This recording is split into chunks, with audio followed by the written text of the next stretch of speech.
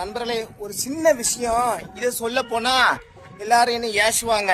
என்ன ஏசலாம் செய்தான் பேசலாம் செய்தான் கவலைப்பட மாட்டேன். ஏன்னா இங்க வந்து சல்மா ஸ்கூல் இருக்கு பார்த்தீங்களா.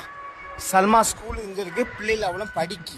இங்க ஒரு கோயில் இருக்கு. அது எந்த கோயில் தெரியல. கோயில் இருக்கு. அந்த கோயில்ல வந்து காலையில 7 மணிக்கு போடுற பாட்டு சாயங்காலம் 7 மணி வரைக்கும் பாட்டு படிக்கு. அப்ப அந்த பிள்ளைகள் எப்படி படிக்கும் நீங்களே சொல்லுங்களேன். பிள்ளைகள் எப்படி படிக்கும்? இன்னைக்கு பரீட்சை நடந்துட்டு இருக்கு. எவ்வளவு சவுண்ட் பாருங்க. அந்த பாட்டை கொஞ்சம் குறைச்சாட்டே வைக்கலாம்.